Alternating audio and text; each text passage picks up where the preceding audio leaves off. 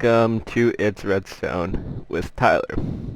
As always, I'm going to be explaining Redstone stuff to you, but today is an extra special day because it's Wednesday, and that means the Redstone update is finally out. So, we're going to leave behind all of the old blocks behind us and focus on all these blocks that are in front of us.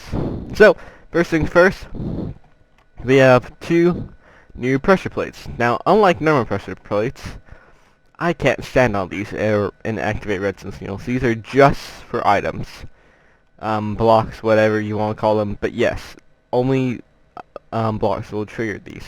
I cannot.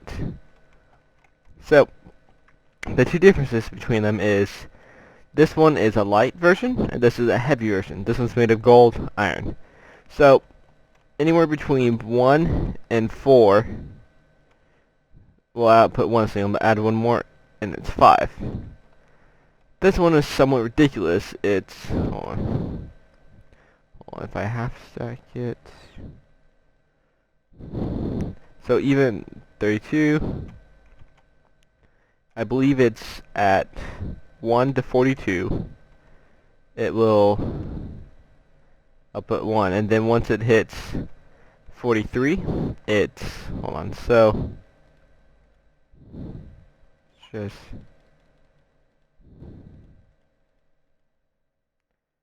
so 42, it's just 1. Dang it. So let's get 42. 42, it's just 1. Then one more, it bumps up to 2. So items get placed on these, and then they output varying redstone signals displaying how much is on this. Okay, the next item we have is a block of redstone. This is made just like any other block is by putting 9 of them in a crafting table.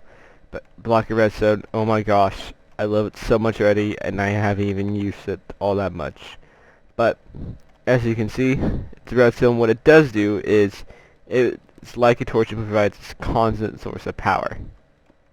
Now, I haven't fiddled around all too much with these, but they're just amazing. I don't think they can be inverted though.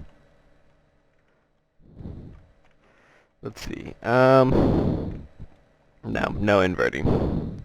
Let's stick to torches for that. Gimme.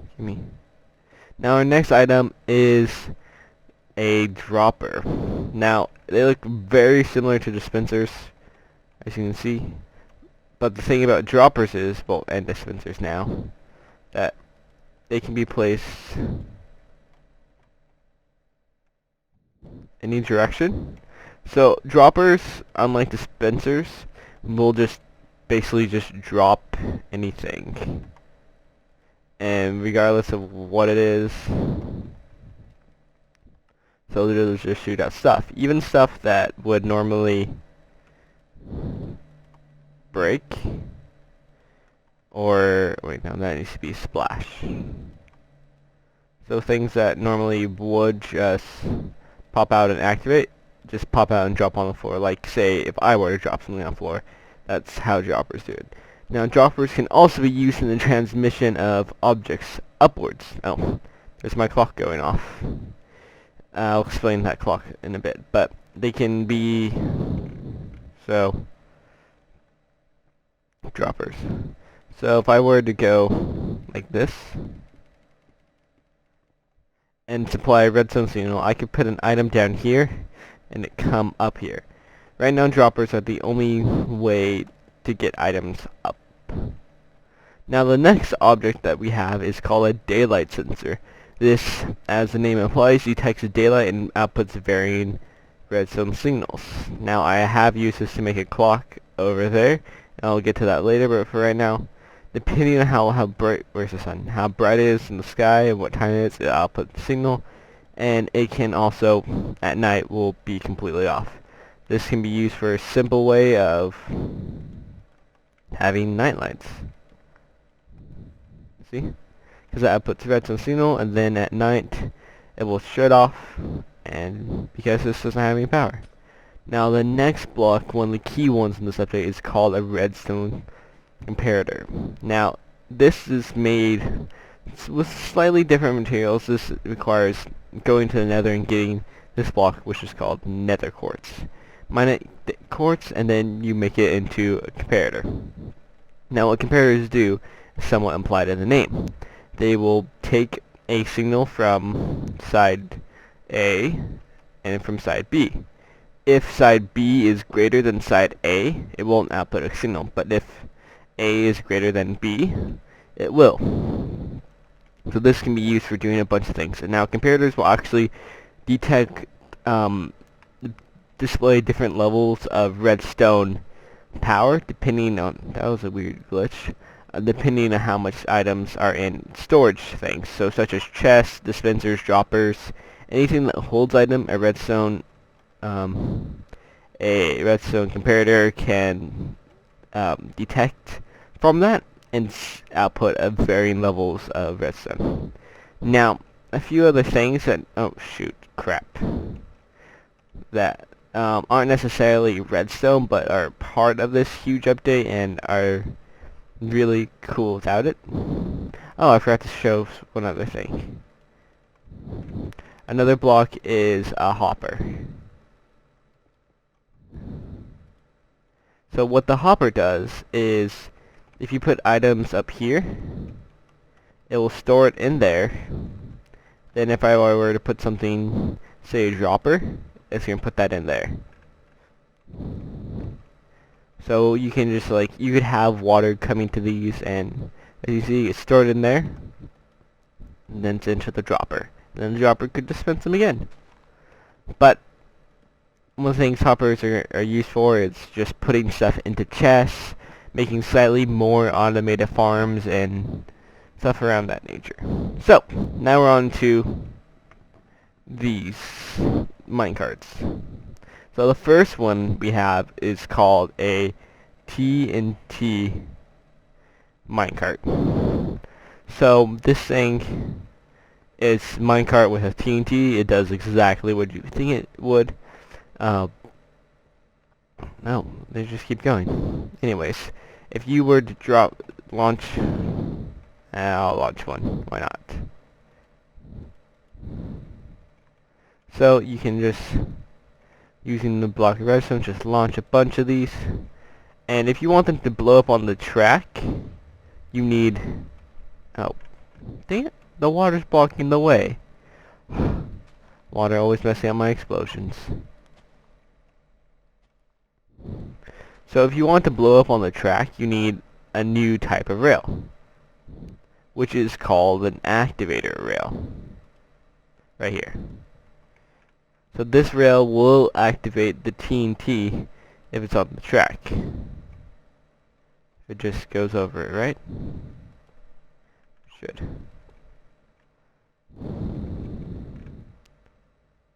Oh wait, yeah, it needs redstone power as well. So let me just get a block of this beautiful redstone. So now the activator rail is power. So if I push this on here, it lights up and it blows up. Let's just launch a few more TNT minecarts.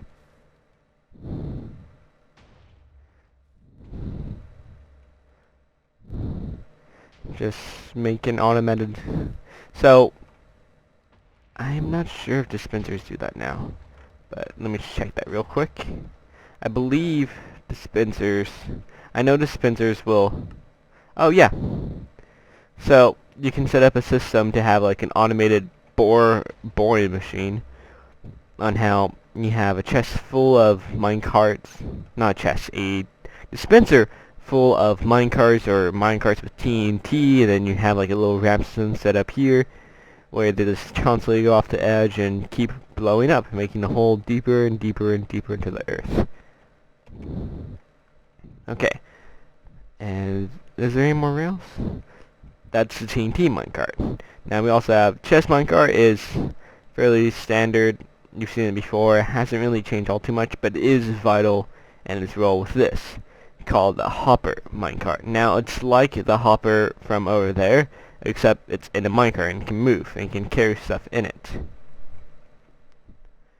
So I haven't really exactly worked around with these, but from what I understand that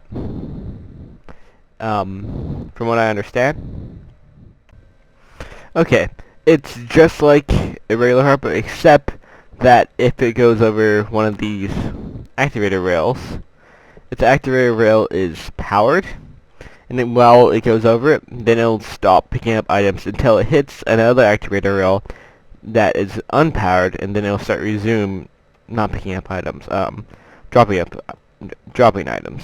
So if I were to place a chest underneath here, then have a hopper go across, or have a actually I think it's just a hopper underneath the hopper minecart. So the thing about hoppers is you actually can place rails on top of them. So while it looks like a solid block, if you shift click while holding it, you can place powered, well not just power, any rails on top. So we put a minecart with a hopper on here, and just get a stack of something. Oh, dang it, why'd you move on me? Oh, is it still connected? Still secondly on the cart, so it's going to, oh, get off. It's still on there, so if we look in our hopper down here, we'll see it. And you can just have this hopper leading to a chest. It's not in here, it's in decorative. Okay. The only thing is, these do not work with ender chests, because ender chests are magical and redstone's science. At least that's my opinion. So yeah, those are most of the new items. Also, another thing about dispensers is let's switch to, if I am one block away from a dispenser, it will automatically put armor on you. And that card just moved on its own. So as you can see, I just press the button and now the diamond armor is on me. Another thing they'll do, oh gosh, it's going to mess everything up, is dispensers will now place source blocks of water.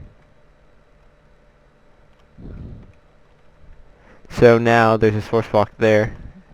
If I can manage to put another bucket on here, the buckets will actually pick it up. So look at that. So you can have like more hidden water sources and actually have water blocks disappear now. Before with pistons you can actually place source blocks, so just be flowing water. Once again the clock goes off. But now you can have just source blocks be placed. So as you can see, this little contraption wants to show off the TNT minecart, and you can see all that. Now we're going to get into some uses for a few of these things. The first one I want to show you is the one that just popped up a second ago.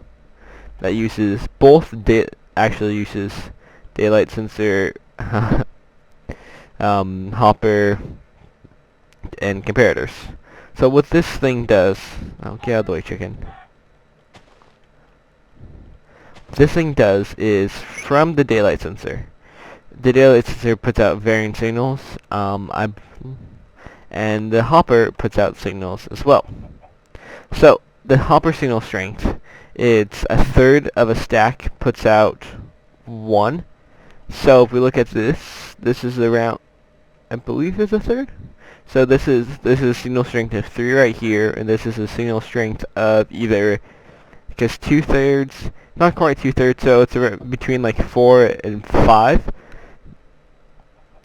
Okay, so this puts out, I believe it puts out 5, but what this does is, because of the daylight sensor, this starts getting less and less power the further it goes on through the day. And when this is greater than this, it powers this block, which in turn powers my command block, which sets the time to dawn again. So if we just fast forward a bit, this time set 1100. So we set the time to that.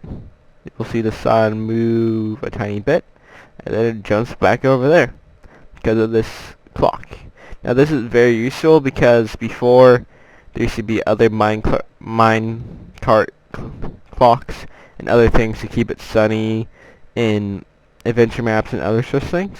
But I find this one really useful because it just works so well, at least in my opinion. This is just a simple mile redstone, no clocks involved, just two comparators, a repeater, daylight sensor, and the command block of course, and a hopper with some items in it. Now, it doesn't have to be wool, it could be anything in there. It could be a hodgepodge of ingredients just shoved together. But, yeah. So that's one of the one of the newer things you can do with this. Now, another thing I want to do is, I'm going to show you guys a somewhat more automated farm in a second. So, I'll load that up and I'll be right back. Okay, and we're back at the redstone house from the previous episode, but today we built a automatic sugarcane farm. Now, the way that this thing works is, first of all, I'm only letting the sugarcane grow to the second block high as opposed to it growing in the third. You could grow all the way to the third if you wanted to. However, the second, I prefer just growing to the second because by growing to the second, it grows faster. But a third can also be another option, depending on how often you like your stuff to go off. So, the way that this thing works is these pistons are powered, but not extended. However, they realize that they're powered when something updates them. So when the sugarcane grows, this will activate and power them, but they also get deactivated at the same time because their power is in a somewhat loop system. This is called a block updater detector. So this is our block updating detector right here. So when this block right here receives an update, this wait, hold on. When this block right here receives an update, it actually updates all of these other ones as well. So it updates this block, which turns off the power, and actually causes them to reset. So, we have our updater. Now, when our updater activates, we have a piece of gravel right here. There's power always here, but when this activates, we get power going through this system too. Now this, given a slight delay, wait, no. This is useless. Why am I talking about this? The piston wall also works on, do I even need this? I don't think so. Hold on. Alright, no I don't. So ignore that last part, that was me testing out stuff and forgetting to clean up.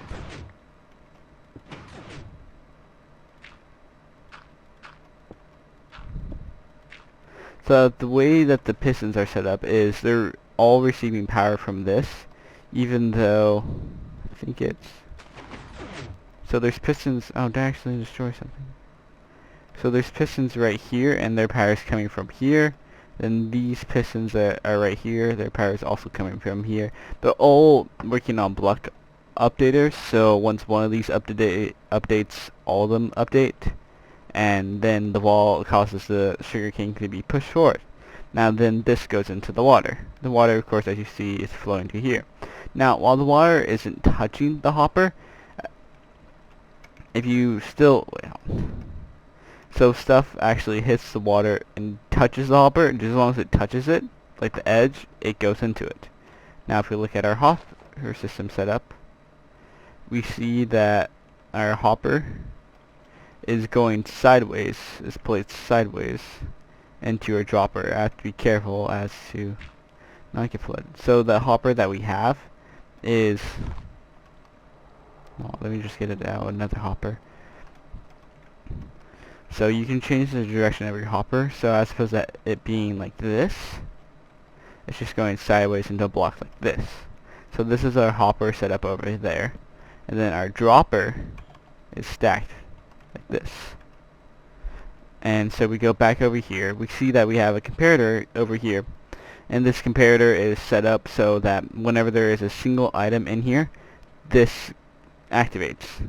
Now, the way with the redstone repeater, this also activates this block too. So, regardless of what I do, it would always end up. Let's get a stack of that. Why not?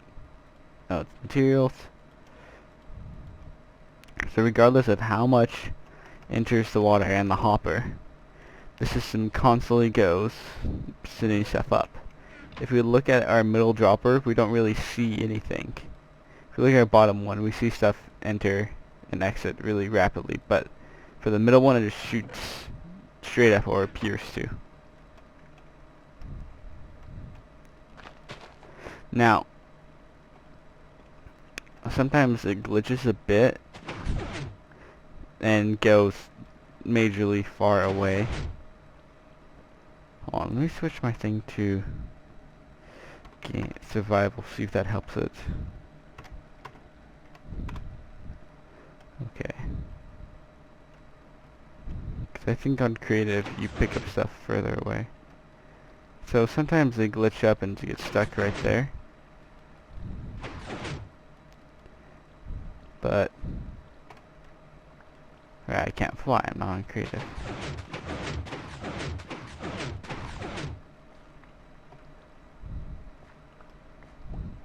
And I mean, you could set up a secondary system. Oh my gosh, going back to creative.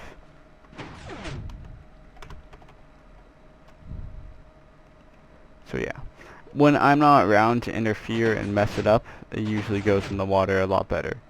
Because see, that one just shot over 4 blocks towards me. It is a bit glitchy, but then the entire fact of block updating isn't a bug. Yeah. So then, because the water is set right here, the flow point's over there. So yeah, this is an automatic farm for sugarcane. You can't necessarily automate other stuff because you can't have a farm replant seeds yet. Hopefully that'll be a future update with dispensers, please. Because they can plant bone meal now, and now if they could just plant seeds, that would be amazing. So yeah, this is my automatic sugarcane farm. Works decently well, and everything is up in the chest. The wool's just there because I was testing. But if you were to raise this up 1, then you'd be able to get more. You would just have to double up on the pistons right here because you'd be pushing 2. You'd be pushing this layer and 1 top layer. And you wouldn't have sugarcane like popping back behind the machine. Like the rest of this is filled, so it doesn't pop back behind anything. The only space it can go is right here. So yeah, that's. Oh, also, you can't make these into sticky pistons and push them 1 back because whatever block you push ends up updating this block and it just causes them to stay there and stay stuck, and then your contraption is broke. I do not know where that read went. Okay, but anyways, guys, thanks for watching. Hope you liked the video, and I hope you guys enjoy experimenting with the redstone and the update and everything that it brings. If you like this video, favorite, like it, and if you want to see more of my videos, be sure to subscribe, and I'll keep giving guys new interesting redstone creations. Woo! Well, that's it. Thanks for watching. Bye!